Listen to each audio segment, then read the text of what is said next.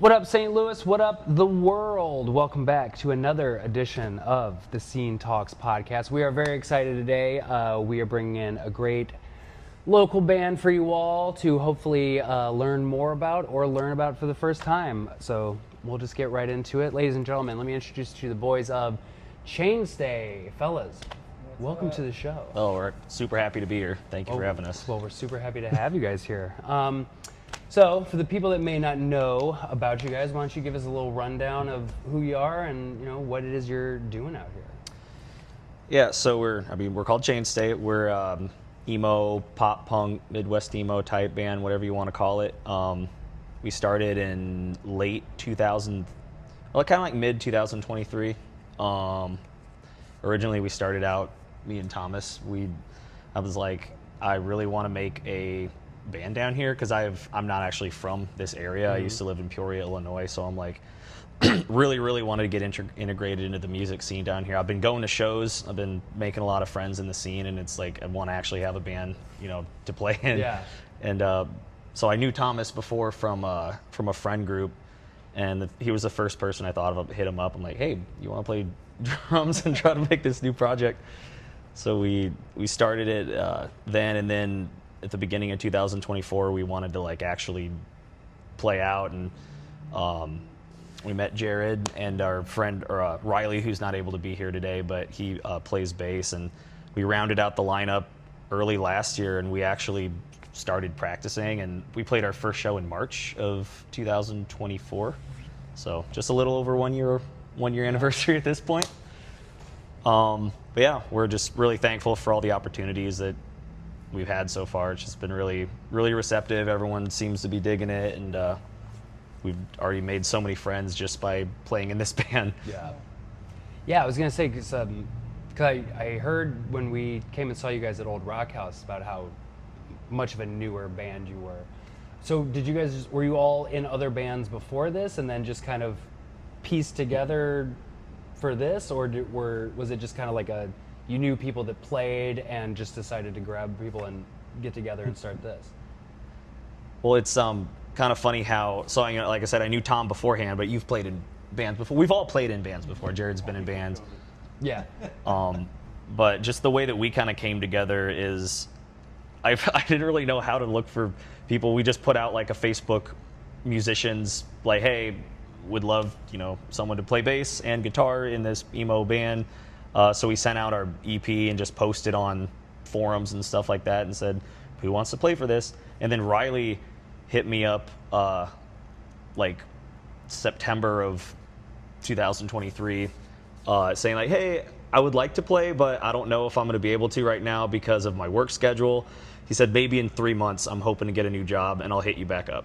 And initially I'm like, oh, well, he's probably never gonna hit me back up. Yeah. But lo and behold, in January of the next year, he says, hey, is that spot for bass still open? And we're like, yes, it is. So he came over and tried out, and it was just an instant match. And then that's where I was like, hey, do you know any guitar players? Just keep an eye out if you know any lead guitar players. And he's like, I don't really know anybody. Then all of a sudden he's like, actually, I know this one guy. Riley and I had played in a project that kind of got together and fell apart, and he had hit me up and asked if I was interested in playing guitar with these guys, and it all kind of worked out from there. So wasn't it great? Yeah. So it all happened just within a month, pretty much. So it was we had a first practice with Riley, and then either 2 or 1 week after that, Jared came in, and we're just like, all right, this is awesome. Yeah. So I guess, when you throw together a group of people like that, especially in the way you did, where it's not oh, I know this guy, let me bring him in, because I think, I know that we know each other and we'll mesh well. Mm-hmm. What is it like? Because, you guys have not only just gotten together within the last year or so, but you're playing shows, you've recorded stuff. What is that process like? And, how well has it gone? It seems like it's gone very well with just being able to blend everybody's styles together and create this new thing. Yeah, and it's I'll let everybody speak on this, but for me, it's, despite only meeting each other at that time, we're already very good friends. Yeah. I'd say we're friends first and bandmates second, Yeah. because it just clicked. We find that we just have a lot of similar background and similar interests, and we get together and hang out. Like we had a bonfire at my house just to hang out and not do anything music related. Yeah. It's like just chill. We called it Chainstay and chill. There you go. But yeah, I think it's been really good. Like everybody has such a unique like musical style background. Yeah. Everyone's like really into some different stuff, and I think adds a lot of cool influence to the band. Like, do you guys want to? Yeah, second that. So I think we just had a great group of guys to start with, which is always a good foundation to begin with. Yeah. And then going from there, like, I am so thankful to play with these guys because they are fantastic individuals and humans, as well as they're just phenomenal musicians as well. And everyone, kind of to Caleb's point, has their own background that they bring in and influences and things like that. And it's really kind of helped shape our sound into something, hopefully that's kind of unique and a fun experience for people to listen to. So You got anything, Tom? Yeah, I think we got really lucky, to be honest, because usually finding people to be in a band is the hardest part of starting a band. Yeah. In my experience. Yes. Opinion. And like, for two randos to come in 2 weeks in a row, and us to decide, okay, yeah, no, immediately, this is working out well. Like we got pretty lucky, and yeah, it's been working out. Yeah, great, so. yeah. It's like that's what I'm most thankful of, is that like I've just kind of seen. I've personally never been in any bands with toxic members or anyone that's not really quite jiving with the rest of the project, but I've seen that. I've seen bands fall apart because of things like that. That Right. There's conflict and stuff like that. So I'm just very thankful that I mean, a lot of it kind of was luck, fate or whatever you want to call it, that we happen to find each other and all just click really well as friends and musicians. Yeah, and I was gonna say, like, how important? I mean, obviously it's immensely important, but just like the feeling of kind of going from an idea you had for starting this band, putting out a post, getting somebody to join, and then them going, oh, I know this one guy, and then just like how early into it do you guys kind of just sit there bonding, getting to know each other, where you go, okay, like this could work. This could actually be more than just like jamming with some guys and trying something out, to the point where you're just going, okay, yeah, like I think we will play shows and record stuff and make this into something. Yeah, like we always had the intent to play shows, because like I said, we've all been in bands. Like I grew up in Peoria, Illinois, which is about 2 hours north of here, and like the hardcore and punk scene and everything up there. And then I've been going to shows for quite a while down here, and got to know a lot of other bands and friends. So they were kind of helpful, very helpful as a springboard to start getting us shows. I remember when we had a couple practices in. I forget exactly how we got our first show. It was with the Alley-Oops and the Chugs. I saw they had an empty slot on a show they were trying to have at the Sinkhole, because I had known some of those guys beforehand. I just said, hey, is it cool if my new band comes and fills out that slot? And they're like, yeah, for sure. And how long were you guys together before that show? We had only practiced like a month and a half. Yeah. Oh, wow. Yeah. Yeah. Yeah, so we kind of just put it all out on the line for the first time just to see how it went. So the nice thing was that Caleb and Thomas had already put together 5 or 6 songs as an EP. And so when Riley and myself, we joined the band, we already had some content to kind of come in. Yeah. And kind of already have that kind of bond that we're like, okay, like this is a sound we can all get behind and things like that. So I think that helped kind of springboard the entire project to being able to play live pretty quickly. Yeah, it just let us be show ready a little quicker, because what had happened before, when Thomas and I were like starting and initially writing, was we had a couple guys come and kind of try out, and just didn't really work out. Yeah. So we were kind of striking out, and we're trying to recruit band members in addition to writing songs, and it was difficult because we'd kind of have ideas that we're working on, and then say, hey, we're going to practice, try with this person, and then we kind of end up just jamming around anyway. So we weren't really getting anything done, and like at that point we kind of just decided, what if we just like recorded a 5-song EP ourselves, and then actually had something to show, you know, when looking for musicians. Yeah. Because it's easier to say, hey, you want to listen, like if you like the way this sounds and you want to be a part of it, let me know. It's a Yeah. little harder when you're kind of sort of trying to figure out what you want to do and Yeah. explain that to people. Because like one of the guys we hit up, he really kind of wanted to be in like a garage rock kind of project, and it was sort of clashing with what we were kind of trying to do. But yeah, it's been good.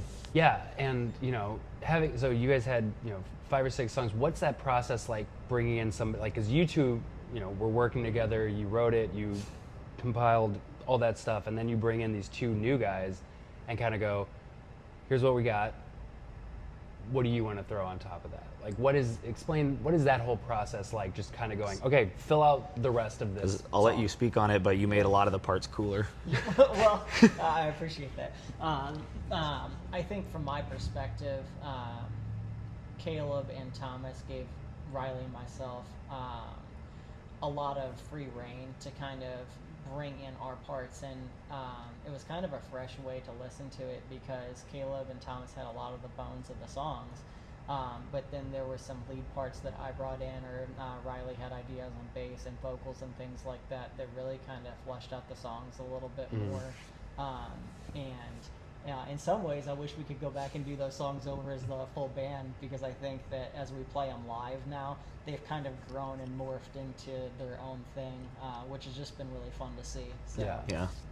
Yeah, that's why we're, I think, just kind of a lot more hyped to, like, you know, we've got an EP that we're hoping to start working on later, and like we've got some new singles out that are not from that first EP, that, you know, Jared and Riley had writing and recording and everything on it. So to me, like, I'm excited about the new stuff we're doing rather than, you know, just focusing on that first EP, because I like a lot of the songs on there, but like you said, I think just kind of the stuff we're doing now is just already moving forward from where that was. Yeah. Finding a sound as a band. Yeah. Well, I mean, based off of, you know, seeing you guys play live and listening to the stuff you've recorded, it seems to be working out very well. So only being around and like really, you know, performing, recording for about a year, what's been your experience just in, especially you from not originally being from here, your experience in the local scene in terms of, you know, meeting people, making connections, and then getting gigs and moving from, you know, space to space? And because I mean, you guys have been booking shows based on stuff you've been posting, like you're booking shows like crazy, and bigger shows. We got a lot of as stuff time coming goes up. by. Yeah. So like, you know, what's that? I mean, it's got to be like a whirlwind experience to go from within a year and a half, less than that, to go from idea, fill out the band, now we're playing, you know, multiple shows all the time. Yeah, like it's really just cool to think about, because like you said, like this just a couple years, like 2 years ago, this band was just an idea. It was like, you know what if we made something down here? I never anticipated to be, you know, kind of already playing with some of the bands that we are. You know, next week we're playing with 303 at the college in Rolla, Yeah, which is crazy. which that was not on any of our bingo cards for this year. And we're playing, like, one of my favorite bands of all time is Real Friends. And like I've been following them since like 2011 when they first came to be, and we're playing with them in May, and it's really cool, really surreal. But it's awesome to, like I said, I already knew quite a bit of the scene coming into it. Like I had a lot of friends who I had gone to shows prior and met, so it's just cool to see them and their bands and play with each other, and just meet new people.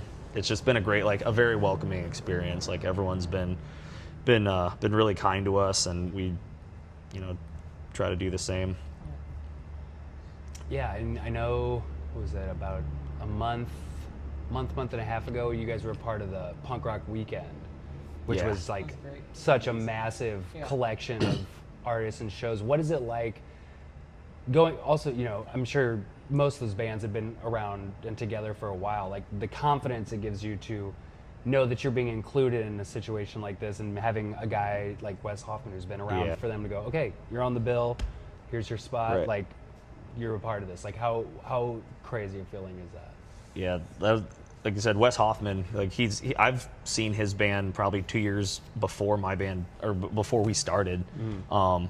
And so I didn't really know him as a person. I knew his band. Like, I was always very shy. Like, I'll go to shows and like not really talk to people. Yeah. After that, being in a band kind of it gives you a little more confidence to actually like talk to people, I Yeah. think. But so I knew him going into it, but yeah, when they hit us up last year to say, hey, we're putting together, you know, some of St. Louis's best, you know, emo, punk, and hardcore, and to ask us to play, and we're like, we've only been a band for a year, so to be you know, considered I think Olive from Best Life Booking and Young Animals was the one who asked us to play, and he's like, you know, all the emos that night is all the St. Louis emo staples, and I'm like we're a staple. Yeah.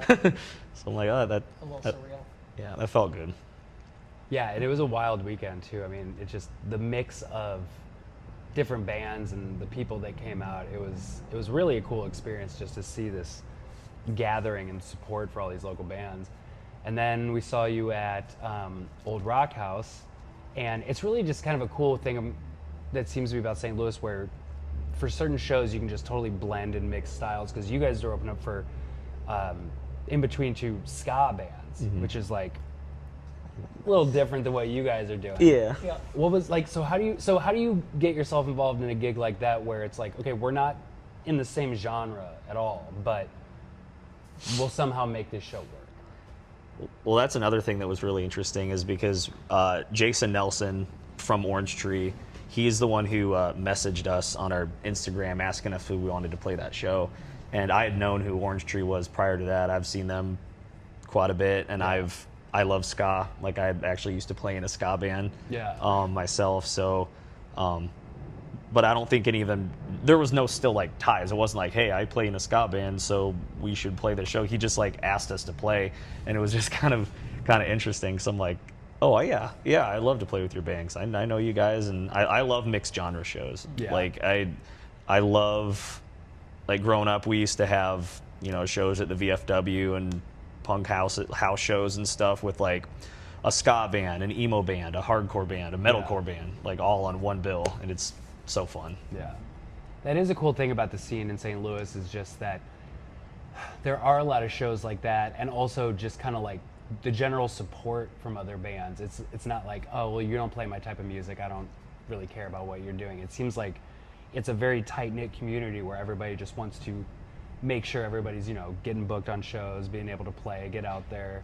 Like, how much does that help you guys as a newer band, just in terms of, you know, learning more about how the scene works and just how everybody works together, and the fact that you can get on, you know, a mixed genre show like that?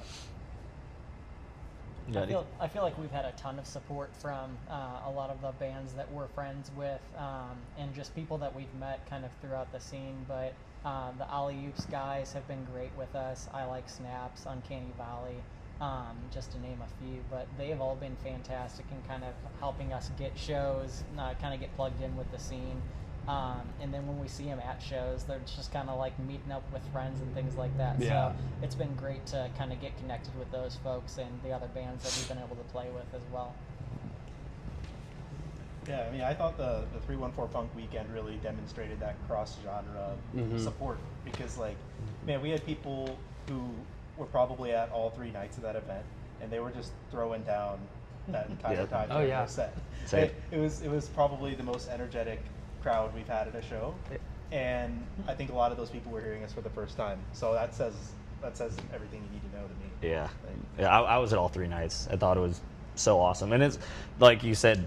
I think that was a good point, bringing up that show, that festival, because though the 3 nights were separated into like hardcore, punk, and emo, that doesn't mean they were separate in like trying to isolate the scenes. It was just making different nights. It's all one celebration of all of just St. Louis DIY music in general. Because to me, I think that's just the crux of it. The most important part is just like the DIY ethic. It's all about helping each other and going out to shows and support your friends playing that night. Like last Saturday, I saw Neighboring Villages, Inches from Glory, Interpersonal, like friends of ours that we weren't playing that night, but I want to go out and support. Right. So it's just one big. I think as the scene, it's really just one big family. Like, sure, there's some people that may gravitate kind of towards one specific part of the genre, but like, I think we like all of it. It's like I love going to a hardcore show, a ska show. Like I went to the Denny's show out in Glen Carbon. That's a whole other conversation that I could talk about forever. But like that, it just goes to show that like you say, hey, we're setting up a show at this Denny's, and like that many people come out to support. It was unreal. I remember, you guys sent me that video and we shared it with everybody, and I immediately started thinking, okay, how do we make this like a tour? How do I just start getting parking lots at Denny's available, and like once a month we just announce it like the day of the show, fill up the parking lot, and just throw down. Yeah, like, they're doing another one too. I heard there's well. I think it's in May. They're doing another show. Well, I'm gonna need to know where that is, because I think we're gonna need to get exclusive coverage of that for sure. And also another thing that was cool about the Punk Rock Weekend thing is not only with the bands, because a lot of pretty much all the bands from what I saw would either before or after they played, they were just there to hang. Like they wanted to be there for the other bands. They wanted to see what everybody was doing, but also the fans that come out. There was no lull. There was not one set that the people were like, no, well, I don't really know if we're into this. They were just like, they were there, they were into it. Like, how cool is that just to see this collection of people come out where the music can be completely different, but they're so into the fact that it's happening.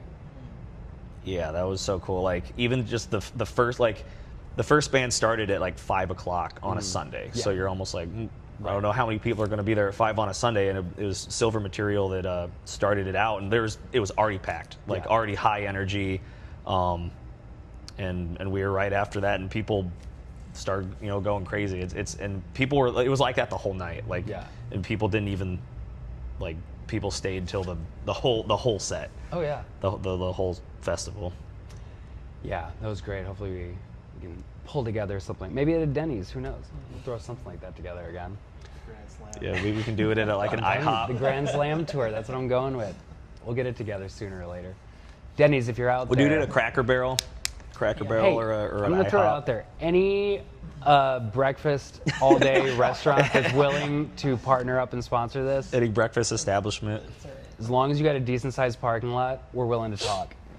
So I had a name in mind if we ever did it at a KFC show. Oh. The KFC Double Down. I've been sitting on that name for a while. So we'll see if we can ever make it happen. KFC, you heard it here first. Reach out. Because I think the Double Down was the thing where there was like two Yeah. two patties as the bun for the sandwich. Yeah, just a completely necessary food item that everybody needs. Well, so you said you guys are working on some new stuff, hoping to release a new EP or something. Where are we at in the process with that? And is there a timeline that we're kind of looking at in terms of when you get it wrapped up and get it out there, hopefully? Yeah, because we haven't announced anything yet, like formally, because we don't really have a set release date in mind because we are still working on it. We got a couple of the songs that will be on it that are already released, but then we're gonna have a handful more that we're working on. We're actually tracking drums for those in I think 2 weeks. So. Thomas is an absolute beast when he's recording, so he flies through the tracking process, and then the onus is on us to actually finish the record. Right. So. Mm-hmm. Well, and so then, okay, so that comes out. Are we looking at potentially some outside St. Louis gigs? I mean, I know you got the one in Rolla coming up. Where have you? Is that something you guys have looked into or looked and talked to people about performing outside of St. Louis, or are we kind of just focusing on here for right now and then? I think we're just still kind of talking about that, still trying to figure out what makes sense for us right now. Because like I said, I'm from Peoria. I would love to go up there and play a show with a lot of my old friends and just kind of get around to some of the 2-hour radius, something that's pretty easy to digest. A lot of bands, what they're doing now is a weekend run. Start here, hit 3 cities in a weekend, and then head back all within a couple hours. So it's not like you're having to take off a really long amount of time from work to go on some national tour or anything like that. So I think it helps to do that and plan it out and reach out to some friends and communities in the neighboring cities that you might have connections with and try to set something up. Yeah. So it is something we want to do in the future. Just trying to figure out when it kind of makes sense for us. Yeah. Well, whenever it does happen, you guys make sure you let us know. We'll let the people know. Get out and see Chainstay. A bunch of shows coming up. Yeah, well, I think, as long as we got you guys here, we might as well give the people a taste of, kind of what they can see and expect at your shows coming up. Let's do it. All right. Well, in a minute here, we will bring you exclusive live performance from Chainstay. Before we do that, let everybody know where can they find you on the net, and remind everybody of the upcoming shows that are coming up here shortly. It's like you can find us all the places: Spotify, Apple Music, Deezer, Amazon Music, the ones that the title. But yeah, so all the shows we got. 303 in Rolla, Missouri next Saturday. And then after that on May 20th, it's with Real Friends at the Blueberry Hill, the Duck Room. And then I'm blanking on the exact date, but it's in June. We'll be playing with the Spill Canvas at Off Broadway. Yes. Perfect. Well, get your tickets now. Trust me, get out, see these guys. It's a great show. You'll love it. Yeah, thank you, boys, for coming on and chatting with us. And I say we give the people what they want. Thank you. Yep, thank you. Coming right back with some music for you. What's up, guys? We're Chainstay. We're going to be playing a couple songs from our first EP today. This first one's called Drift.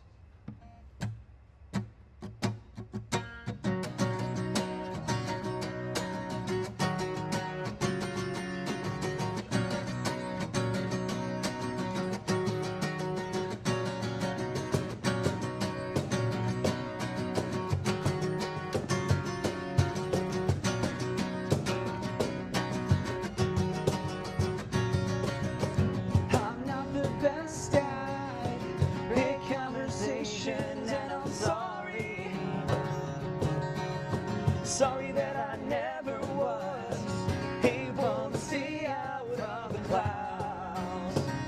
Instead I smile, and I'm ahead anyway. The reason I stay so far away, 'cause I'm too afraid of what you might say. If you got to know me, if you got to know me, if I should lose my voice and never speak again,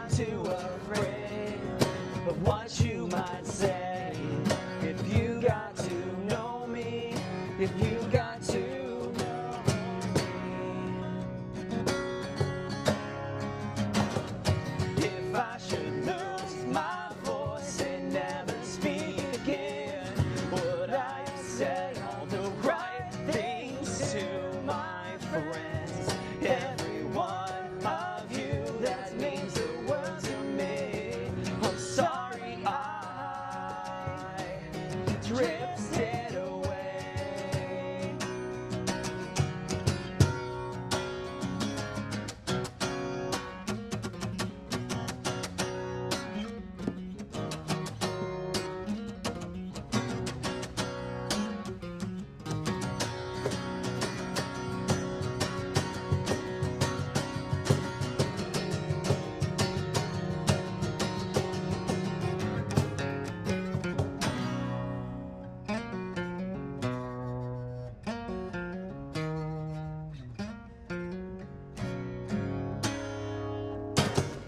If I should lose my voice and never speak again, would I have said all the right things to my friends? Every one of you that means this world to me. I'm sorry I drifted away. Drifted away. Drifted away. Drifted away.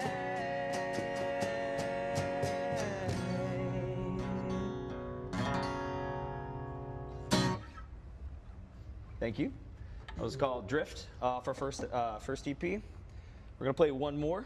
This one's called Deciduous.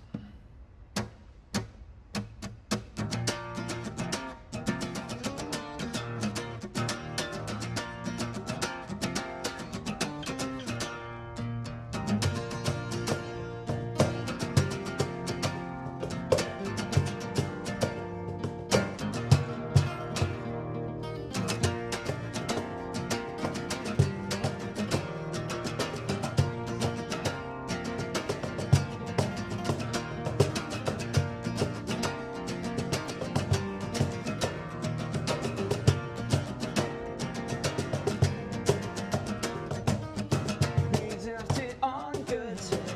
That doesn't change the fact that I still carry these regrets on my back. And this year was supposed to be the year we leave it all behind. So my came and went, left me with the rain. Left me with the rain.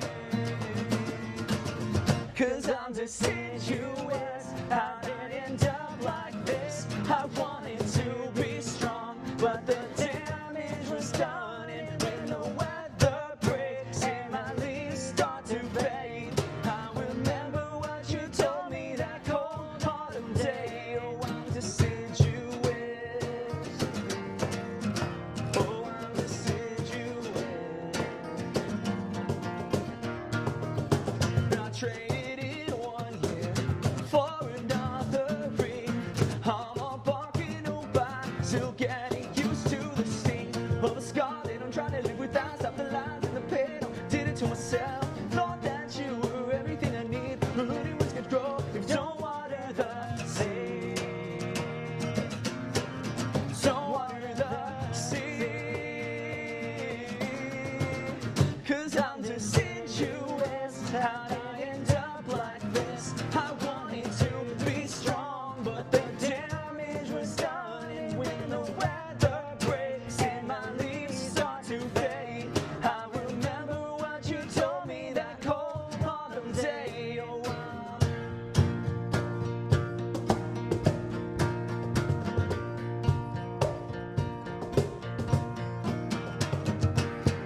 God help me be like an evergreen, strong through the winter and make it to spring. God help me be like an evergreen, strong through the winter and make it to spring. God help me be like an evergreen, strong through the winter and make it to spring. God help me be like an evergreen, an evergreen.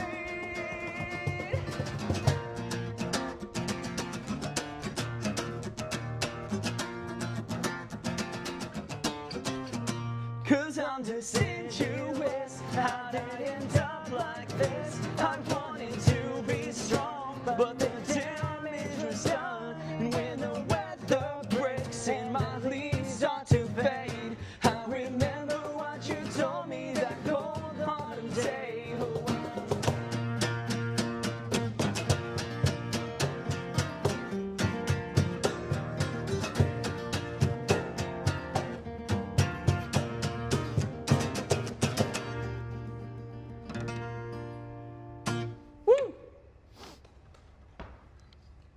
Thank you. everyone. Thank you, There guys. have it. A couple lovely twos from the boys here in Chainstay. Once again, thank you guys so much for Thank you. coming. Thank you, Josh. Thank you all so much for watching, and make sure you go see them. We'll have all their dates and everything down in, all the bio, whatever stuff we end up putting.